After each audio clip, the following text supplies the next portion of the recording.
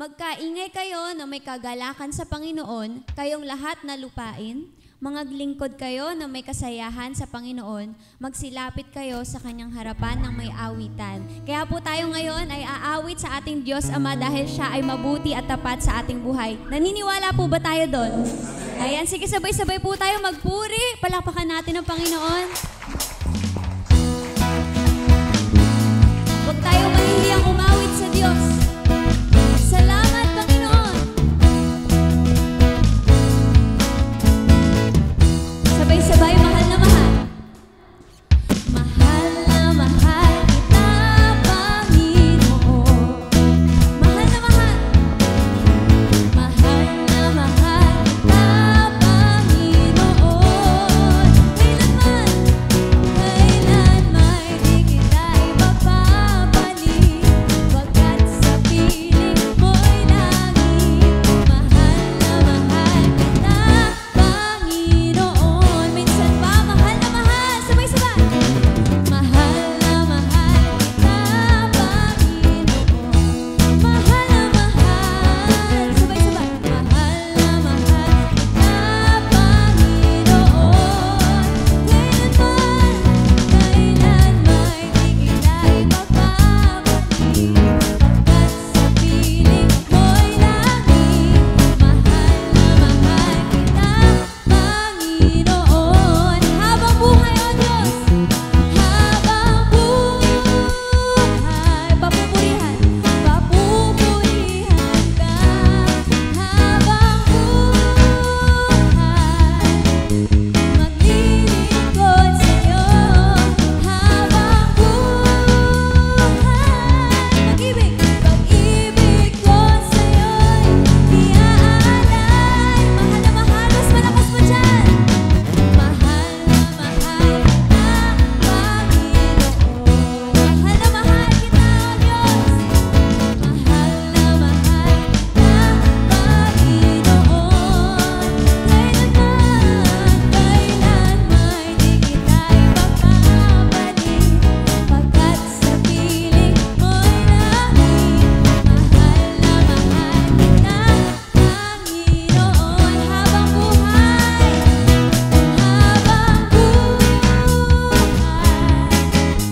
papupurihan ka.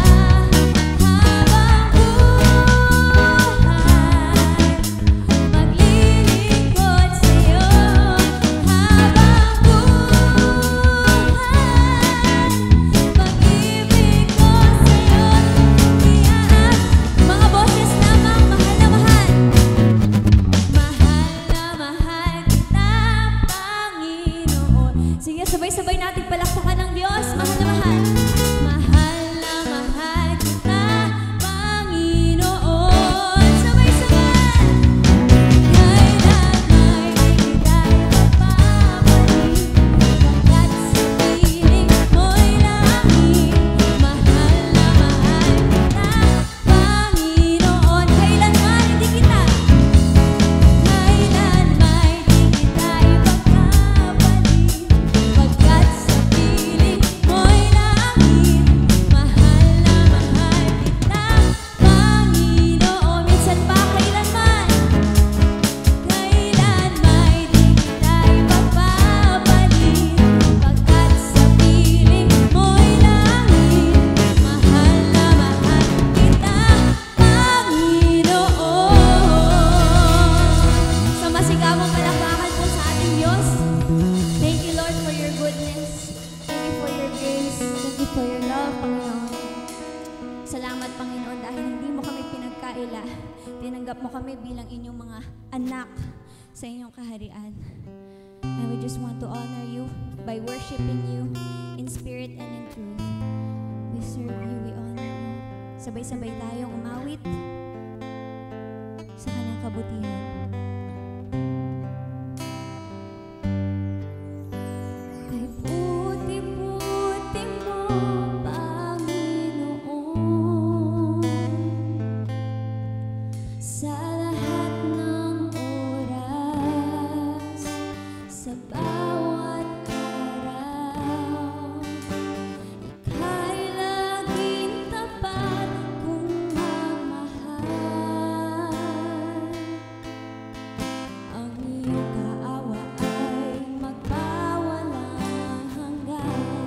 buti-buti mo.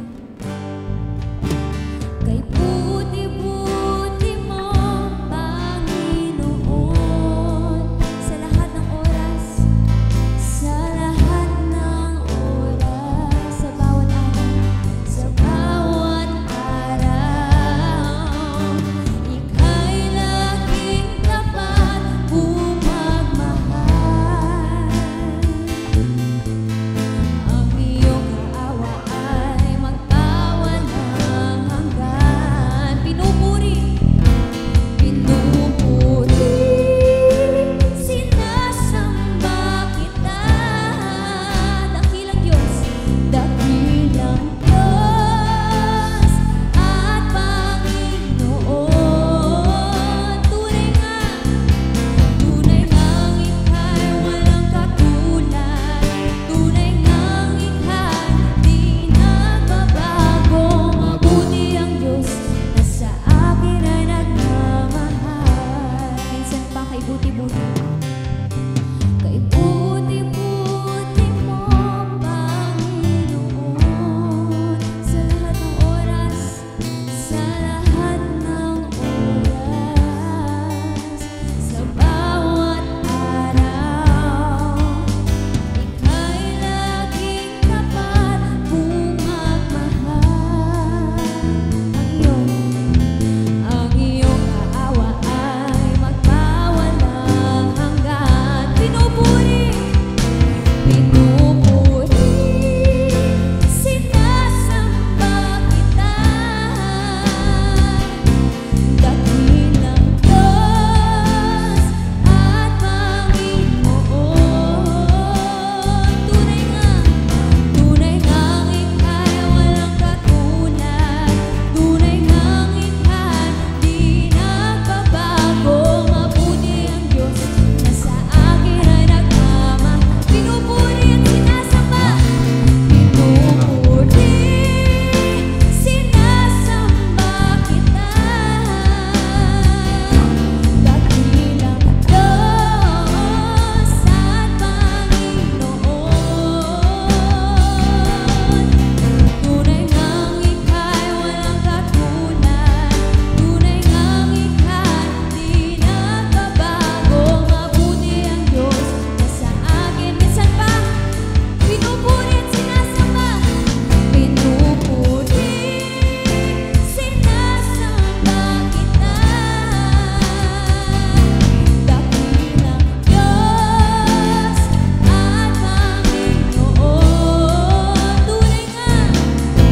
Tunay ngang ika'y walang katulad. Tunay ngang ika'y di nagbabago. Mabuti ang Diyos na sa akin ay nagmamahal. Mabuti ang Diyos. Mabuti ang Diyos na sa akin ay nagmamahal. Mabuti ang Diyos, sabay-sabay. Mabuti ang Diyos na sa akin ay nagmamahal.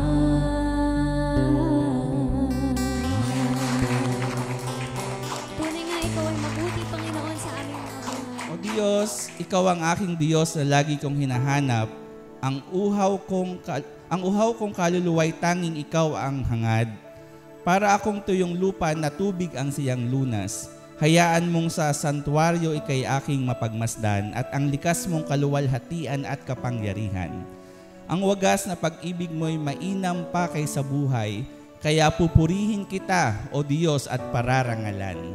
Dakilang Diyos na makapangyarihan sa lahat, aming Ama, aming comforter, aming friend, aming tatay. Maraming salamat, Lord, sa gabing ito, Panginoon, na kami ay sama-samang magpupuri sa iyo, Panginoon. Kami ay sama-samang magtataas ng iyong ngalan, ang iyong pangalan, Panginoon. Maraming salamat, Lord, sa gabing ito, Panginoon. Lord, ang puso ng bawat isa, Panginoon, ay pakalinisin mo, Panginoon, para humarap kami sa iyo, Panginoon, na may dalisay na puso, Panginoon. Lord, maraming salamat sa gabing ito, Panginoon, na ikaw ang kumikilos sa buhay ng bawat isa sa amin, Panginoon.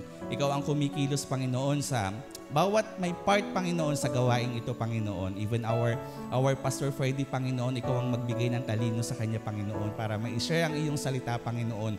Para marinig namin, Panginoon, ang mga bagay na gusto mong iparinig sa amin at gusto mong maipamuhay namin, Panginoon. Maraming salamat, Lord, at dinadakila ka namin, Panginoon. Niluluwalhati ka namin, Panginoon, dinadakila at pinasasalamatan sa tanging matamis mo pong pangalang Jesus.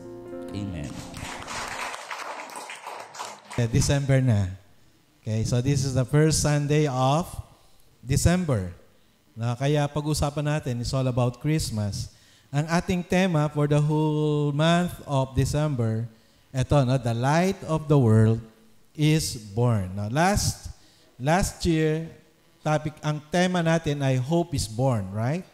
Pero ngayon ay the light of the world is born. Pero ang topic natin ngayong gabi is this: triumph of light over darkness. No? Tagumpay ng liwanag, no, laban sa kadiliman.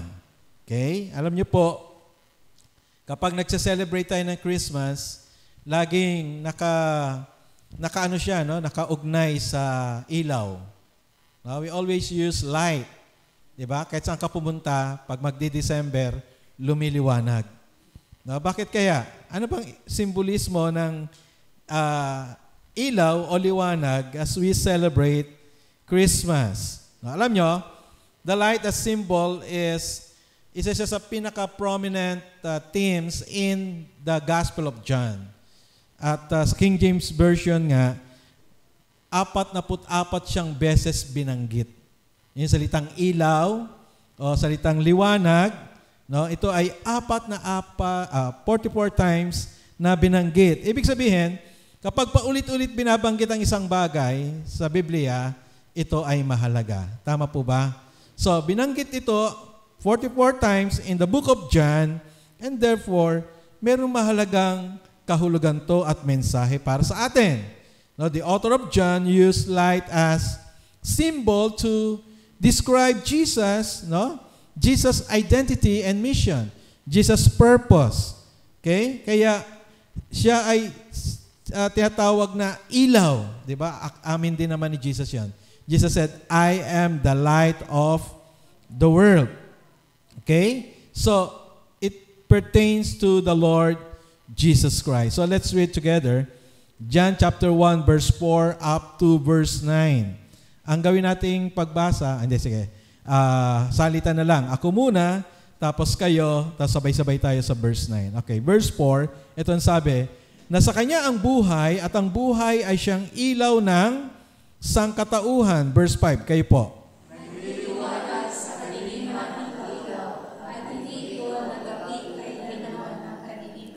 Verse 6, sinugo ng Diyos ang isang tao na nagngangalang Juan. Verse 7.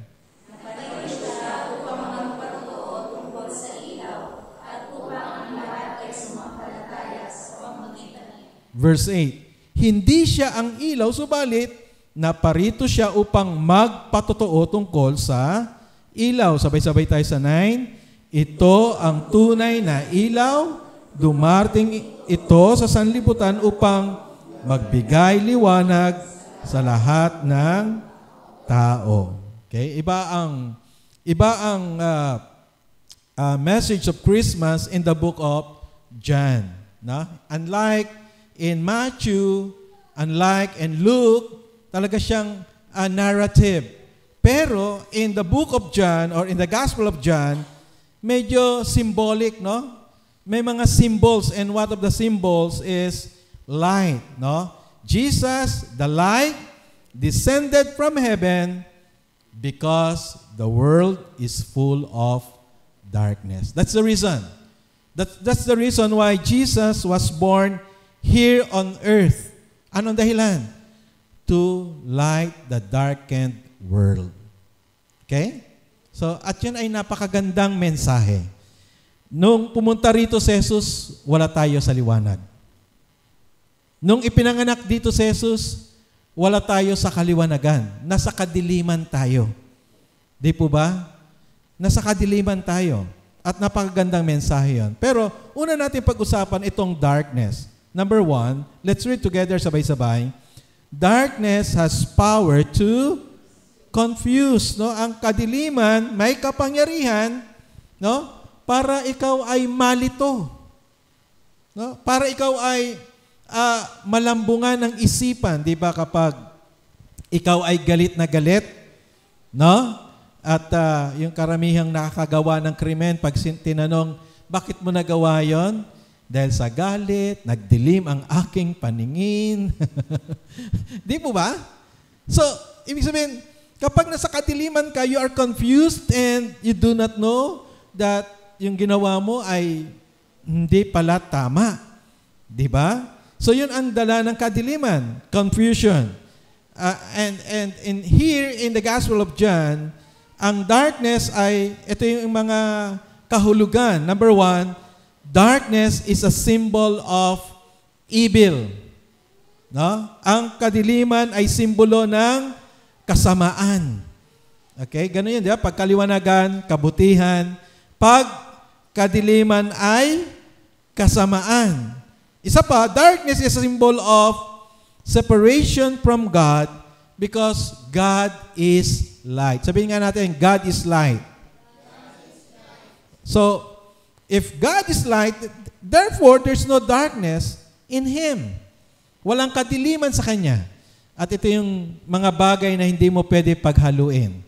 No, bukod sa langis at tubig, no, you cannot mix oil and water. You cannot also mix light and darkness. Hindi mo rin siya pwede pagsamahin. Kapag may kaliwanagan, walang kadiliman.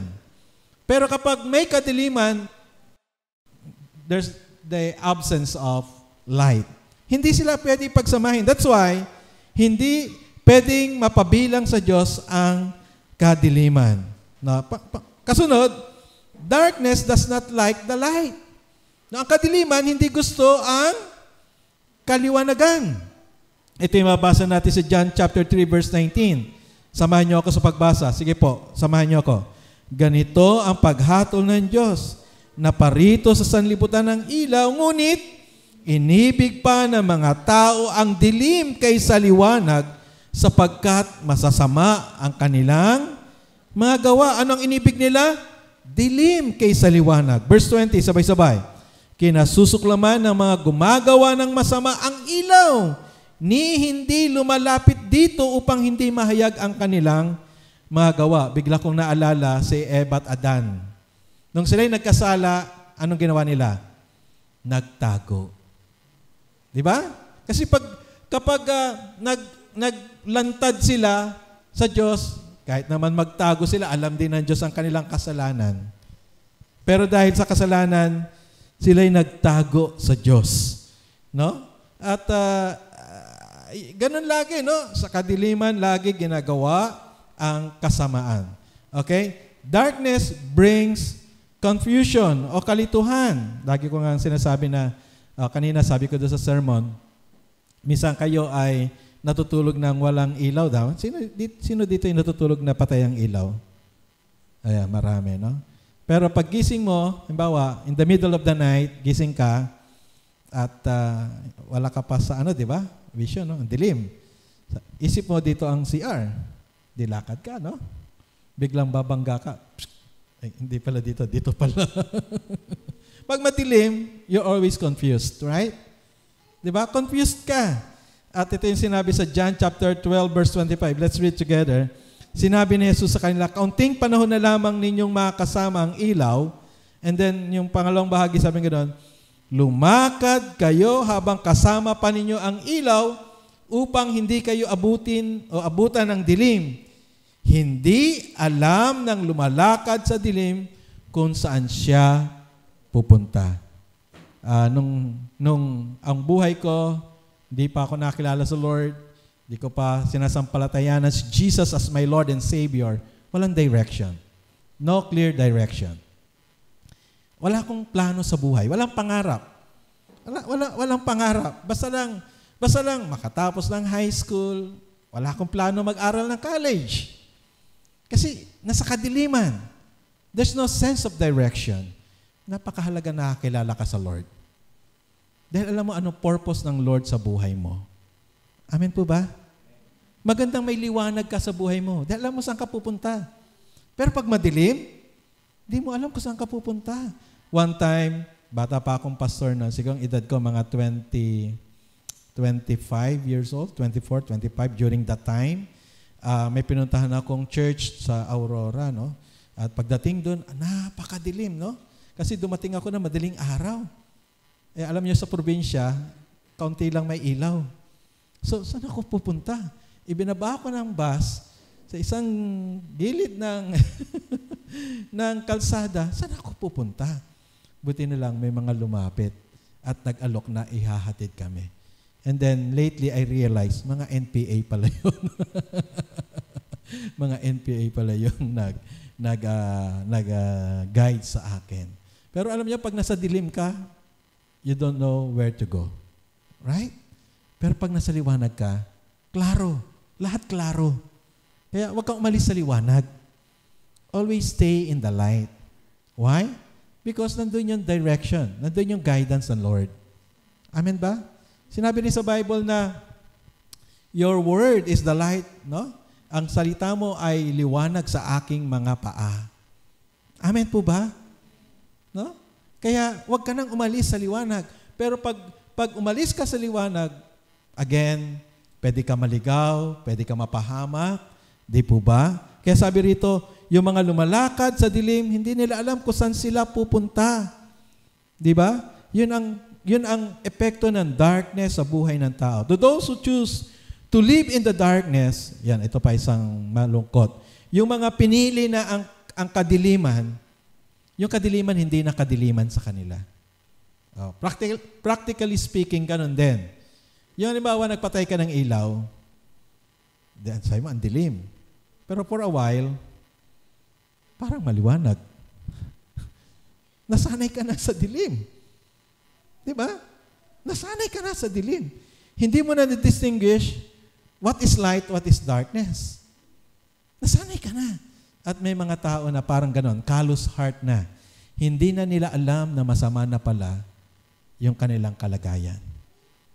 Wala na silang, ang tawag na, wala ng conscience, wala ng conviction, at para bang hindi mo na alam na yung pala, nasa gitna ka na pala ng kadiliman.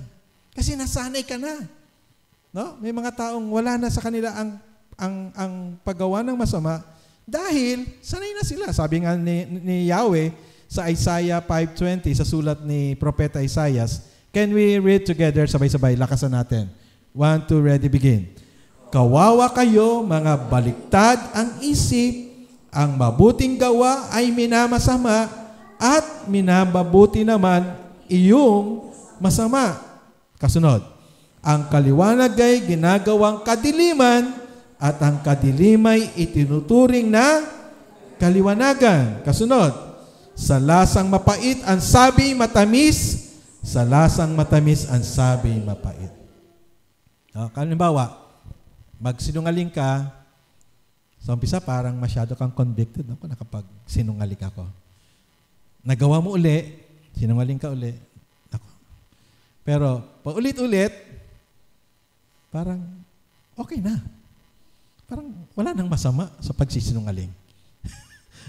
Nasanay ka na. Di ba? So, stay in the light. Para laging sharp yung discernment mo on what is right and wrong. Can say amen to that? Paano, skill din yan, no? Paano magiging sensitive ka doon sa tama at mali? Lagi kang manatili sa tama. Di ba yung mga nag-aaral ng maling pera? Hindi nila pinag-aaralan kung ano mali. Ang pinag-aaralan nila, ano ang tama. Yung mga nasa bangko, ang inaaral nila yung genuine, hindi yung fake. Tama ba? Si Brad Mark mas sana ito sa larangang pera. Di ba? Ang inaaral nila yung ano yung genuine. The same thing. The same thing. Para meron tayong discernment on what is wrong, always stay to what is right. Ano ibig sabihin nun? Very good, Pastor JP. May Biblia ka. Binabasa mo. Tama? May Biblia ka, binabasa mo, pinagbubulayan mo. Hindi doon natatapos. Ipinapamuhay mo. staying in the light. Can you say amen to that? Pero pag hindi, wala ka ng discernment na mali na pala itong ginagawa ko. Ang tawag ni Isaiah sa'yo, baliktad ang isip. Sabi mo sa katabi mo, hindi ikaw yon.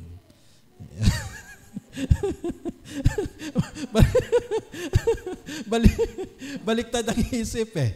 Di ba? Satan, is the greatest scammer of all time. Yung mali, ang bulong sa atin ni Satan, yung mali, tama lang yan. No? Halimbawa, nanligaw siya rito, nanligaw dito. Ano tawag doon? Yung nag-cheat, no?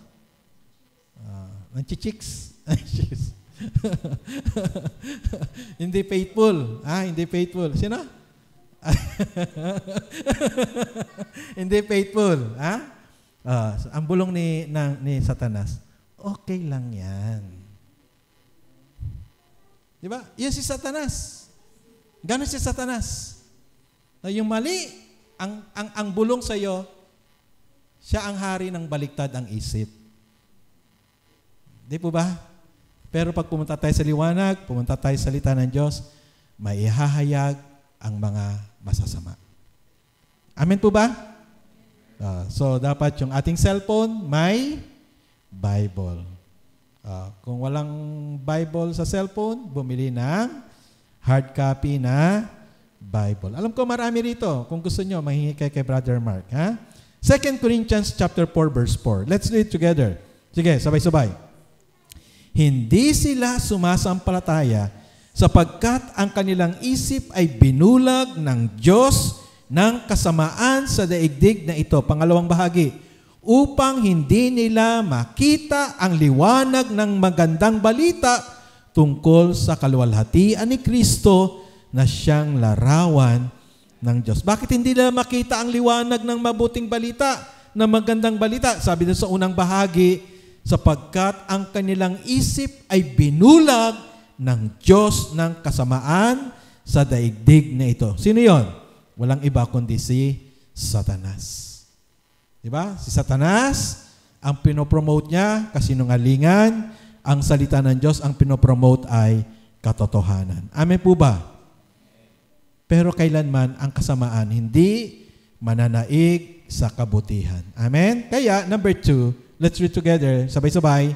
The light triumph over the darkness. Isa pa po. The light triumph over the darkness. Ang liwanag ay nagtagumpay na laban sa kadiliman o kasamaan. Ito yung sabi sa John chapter 1 verse 4 again and verse 5, sabay-sabay. Na sa Kanya ang buhay at ang buhay ay siyang ilaw ng sangkatauhan. Verse 5. Nagliliwanag sa kadiliman ng ilaw at hindi ito nagapi kailanman ng kadiliman. Can you say amen to that? Nang dumating si Jesus from heaven to earth, hindi siya nagapi ng kaaway. Gumawa ang kaaway na maraming paraan para gapiin si Jesus, pero sabi sa Hebreo, hindi siya nagkasala kailanman.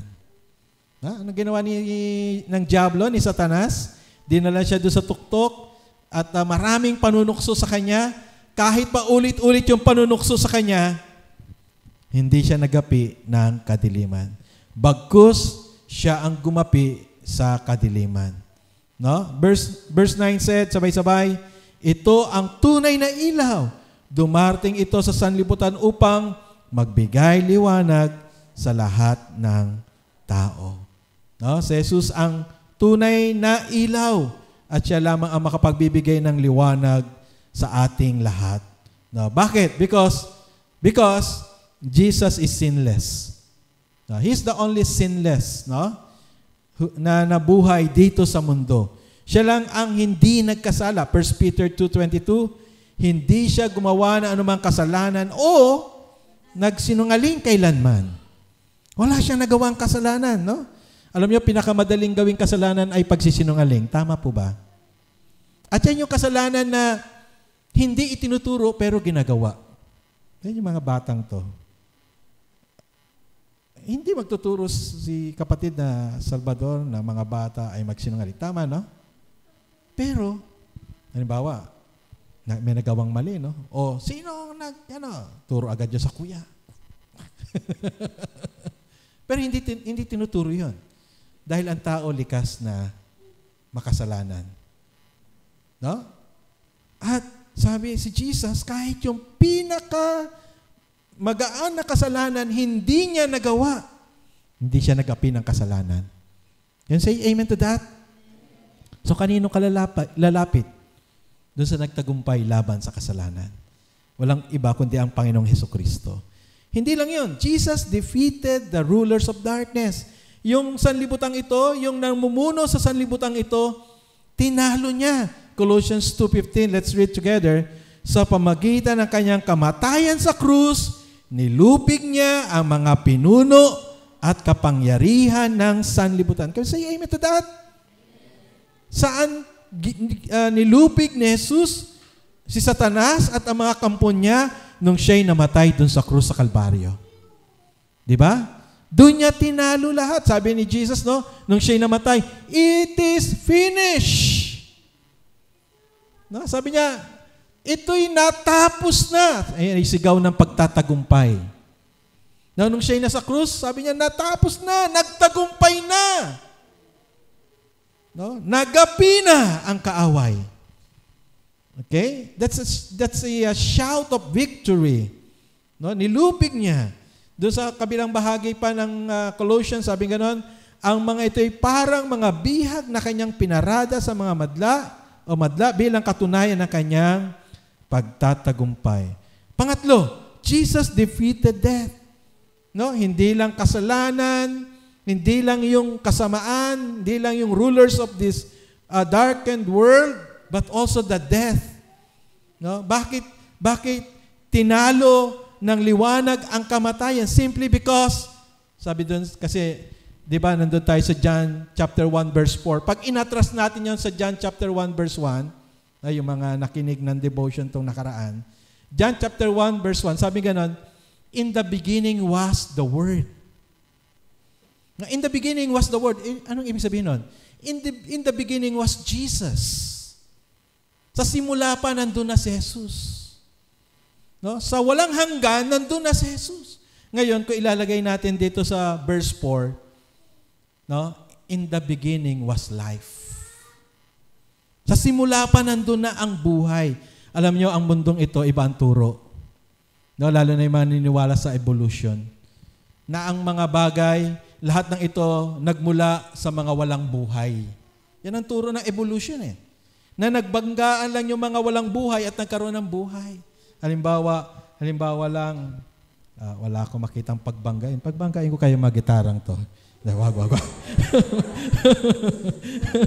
Halimbawa lang nagbanggaan ka no? Bang, dalawang buhay. Ito na lang. Ito, walang buhay. Ito, walang buhay. Sabi ng mga sa evolution theory, nagbanggaan ang dalawang bagay. Bang! Nagkabuhay. Subukan mo kaya, Pastor Ariel, mga 1,000,000 beses, magbanggaan ka dalawang bato. Tingnan natin kung magkabuhay. Walang buhay pa rin yun. Kahit 1,000,000 beses, 2,000,000 beses, wala pa rin buhay yun. Bakit may buhay? Because in the beginning was life. Bakit tayo nagkaroon ng buhay? God, from the beginning, from eternity, God shared His life to us. Can you say amen to that? Diba? Mula sa walang hanggan, yung buhay doon, ibinahagi niya sa atin. Wow. Hindi selfish ang Diyos, no? Hindi, no? We enjoy this life, right? We enjoy this life not because we are good. Hello? Not because we are skilled. Not because we are cute. But because God is so generous. From heaven, He came here to share this life to us. Na-distort lang siya kasi sa kasalanan. Distorted life. At kaya pumunta si Jesus para i-restore. Jesus, sa John chapter 1 verse 4, ano ulit sabi? Basahin natin sabay-sabay. Nasa Kanya ang buhay at ang buhay ay siyang ilaw ng sangkatauhan. Sa English, no? NAB version. Let's read together. Through Him was life. And this life was the light of the human race. You say amen to that? Sa simula pa, hindi imbento ng tao ang buhay. Ang buhay, kaloob ng Diyos sa tao. At hindi lang basta buhay. Basahin nga natin to. Sabay-sabay. Magmula sa walang hanggan ay nandoon na ang buhay. Amen? At ito ay walang hanggan. Ito din ang buhay ng ilaw na ibinibigay at pinapangako para sa mga tupa. Pakinggan niyo ako. Life is for all. Ang buhay para sa lahat. Kahit yun nasa labas, pwede magsabi ng amen. Ang buhay ay para sa lahat. Can you say amen to that? But who will enjoy this life? That's another question. Sa mga sasampalataya lang. Kaya ang pangako niya, para sa mga tupa. Hindi para sa mga kambing. Amay may katabi mo, baka hindi tupa. Para sa tupa. Paano magiging tupa? Kailangan sumampalataya kay Jesus. Kailangan manampalataya kay Jesus. No? Tingnan natin yung John chapter 10, verse 10b. Sabay-sabay malakas. Naparito ako upang ang mga tupa ay magkaroon ng buhay na masaganang lubos. Kanino niya pinangako? Again, sabay-sabay.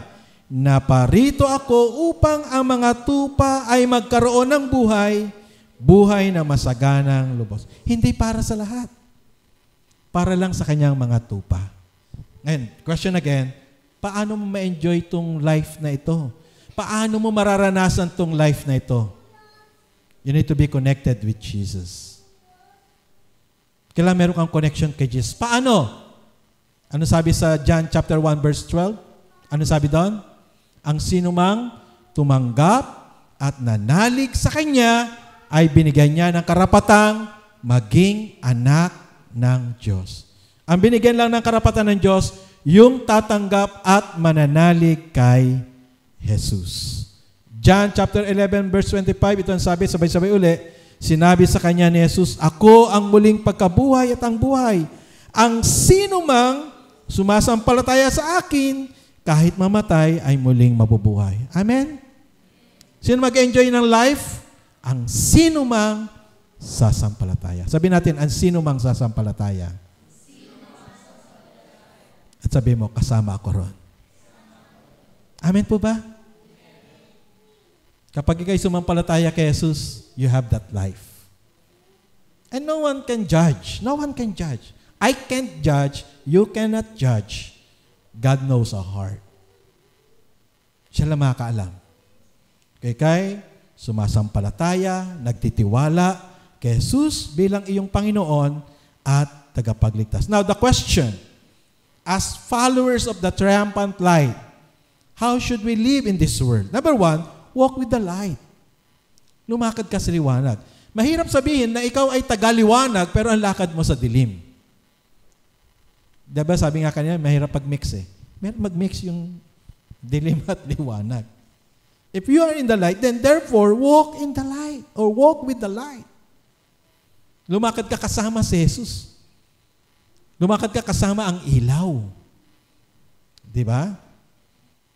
Dapat yun ang ating ipakita. No? John chapter 12 verse 25, sinabi ni Jesus sa kanila, kaunting panahon na lamang ninyong makakasama ang ilaw. Kausap niya rito yung mga alagad. No? Kaya sabi niya, lumakad kayo habang kasama pa ninyo ang ilaw upang hindi kayo abutan ng dilim. Number 2, live as agents of light and do not promote the darkness.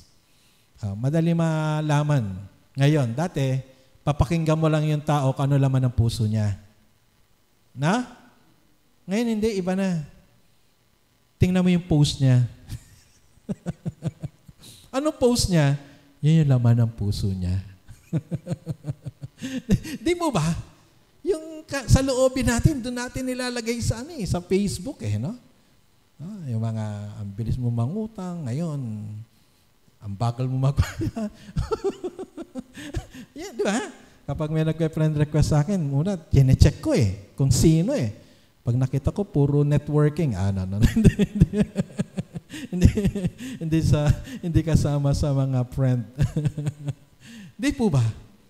Alam mo kung ano ang laman ng puso, di ba? Dati kung ano sinasabi ng bibig, laman ng puso. Ngayon, ano pinopost mo, yan ang laman ng iyong puso. Ano pinopromote mo? Sino pinopromote mo? Amen? Kapag si Pastor Perde, iba na ng mga post, na-scam yan, na-hack yan. Na-hack yan. Iba yung pinopost Di ba? So, sino pinopromote mo? And I hope that you promote the light. Can you say amen to that? John 1:6 said, sinugo ng Diyos ang isang tao. Sabay-sabay natin. Sabay-sabay tayo. Papalitan natin yung Juan ng inyong pangalan. Ha? Lakasan nyo Lakasan nyo. Yung Juan, instead Juan, lalagay nyo yung name nyo. Okay? Sige, sabay-sabay. John 1:6-2 and the following. Okay, 1, 2, ready, begin. Sinugo ng Diyos ang isang tao na nagangalang. Okay. Ganito para pala mas maganda. Yung pangalan ng katabi mo. Ayan. Yung pangalan, para malakas, malakas. Okay, sige, sabay-sabay. 1, 2, ready, begin. Sinugo ng Diyos ang isang tao na nagangalang. Yung ako, palitan yung ikaw. Okay?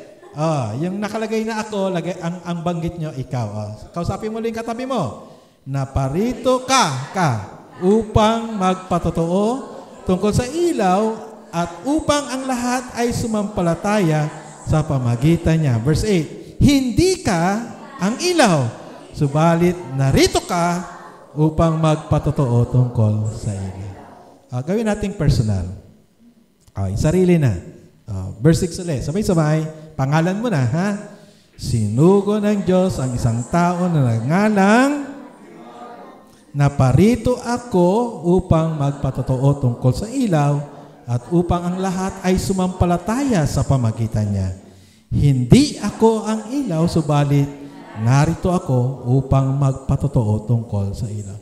Si John yan, right? We can be the modern John. Let's witness for the light. Amen po ba? Don't promote the darkness. Promote the light. To the one who believe and receive the life from Jesus will walk in the light. Sino man sumampalataya, tumanggap kay Jesus, lalakad siya sa kaliwanagan. At ang kanyang buhay magliliwanag sa iba. Amen? Pag sinabi mong sumampalataya ka kay Jesus, hindi mo maitatago yan. Makikita yan ng iba. Magliliwanag ka. Magniningning ka. Kapag yung ilaw sa langit, tinanggap mo sa iyong buhay, hindi mo mapipigilan yan. Magliliwanag yan. At makikita ng mga nasa paligid mo. You know, every day is Christmas. If we will live out according to the mission of the light of this world, and that is the Lord Jesus Christ. Ano ang iyong pinamumuhay at isinusulong? Ano ang iyong pinapromote bilang alagad ng liwanag? Una, sa iyong marriage life, sa iyong family, sa iyong work, sa iyong studies, sa iyong community. Magliwanag si Jesus sa buhay natin sa Kapaskuhang ito. Pagpalain tayo ng Panginoon.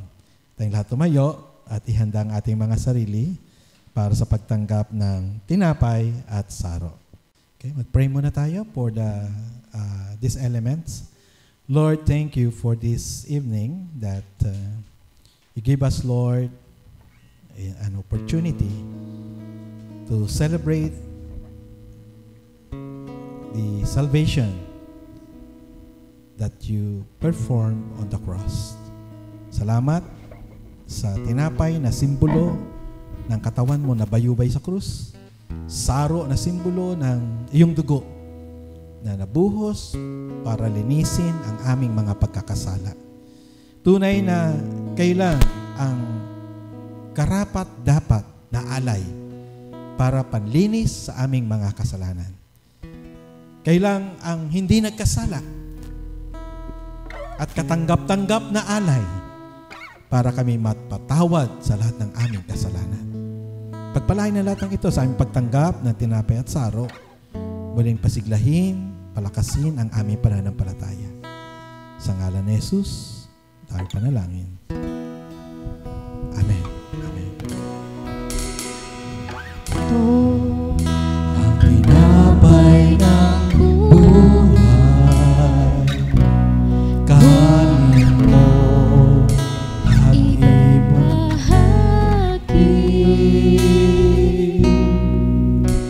Ito ang tinapay ng buhay.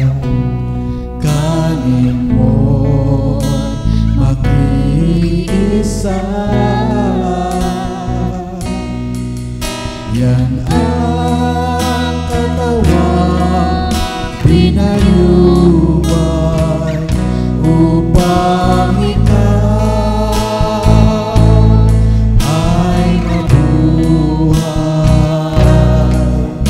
Yan ang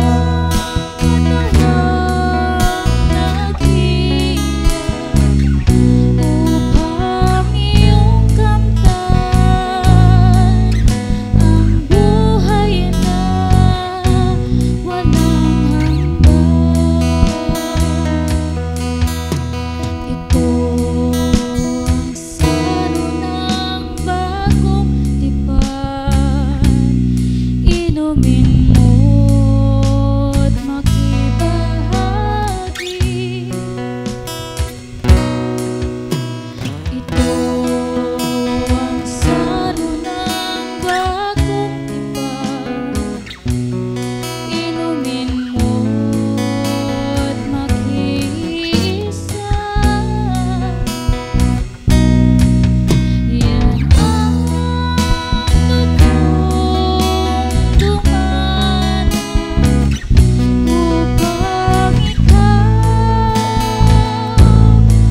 ay luminis. Yan ang dugo ni Kristo na para sa iyo doon sa Kalbaryo ay tumigil. Hawakan natin ang tinapay sapagkat ang tinanggap ko mula sa Panginoon ang siyang itinatagubilin ko sa inyo na ang Panginoong Hesus ng gabing siya'y ipagkanulo ay kumuha ng tinapay at pagkatapos magpasalamat, pinagputol-putol niya ito at sinabi, "Ito ang aking katawan para sa inyo. Gawin ninyo ito bilang pag-alaala sa akin." Sabay-sabay natin kanin at magpasalamat tayo sa Panginoon.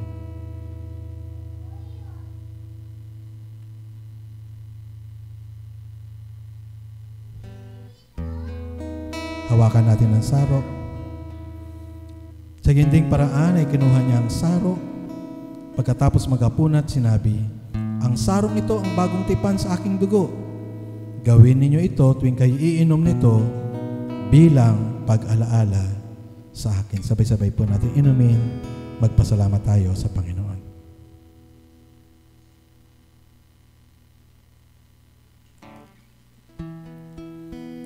Sapagkat sa tuwing kakainin ninyo ang tinapay na ito at iinuman ang sarok, ipinapahayag ninyo ang kamatayan ng Panginoon hanggang sa kanyang muling pagparito.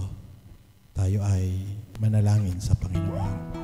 Dakilang Diyos, kami nagpapasalamat sa pagkakataong ito na muli kami ay nakapag-celebrate ng kaligtasang iyong ginawa doon sa krus sa Kalbaryo 2,000 taon na nakakaraan. Salamat po, Panginoon, dahil kasama kami sa nabiyayaan ng kaligtasan dahil sa sakripisyong ginawa ng Panginoon Kristo para sa amin. Salamat po, Panginoon. At nawa, sa pamagitan ng pag-alaalang ito, muling sumiglang aming pananampalataya at paglilingkod sa inyo. Marami pong salamat ang aming dalangin sa pangalan ni Jesus. Ngayon, Panginoon, iyong igawad ang iyong mayamang basbas bendisyon sa bawat sa amin. Nanawa, patuloy kaming bigyan ng kagalakan, ng kapayapaan sa pamagitan ng banal na Espiritong nanahan sa amin. Ipagkakaloob lahat ng mabuting bagay na kailangan namin dahil ang pag-ibig mo'y wagas para sa aming lahat. Ingatan kami at samahan. Patuloy na pagtagumpayin. Maranasan ang kalapitan mo sa bawat tuwina at ibalik lahat ng papuri, pagdakila, paglulhati sa pangalan ng Ama, ng Anak at ng Espiritu Santo. Amen. Amen. At Amen. Lahat ng papuri.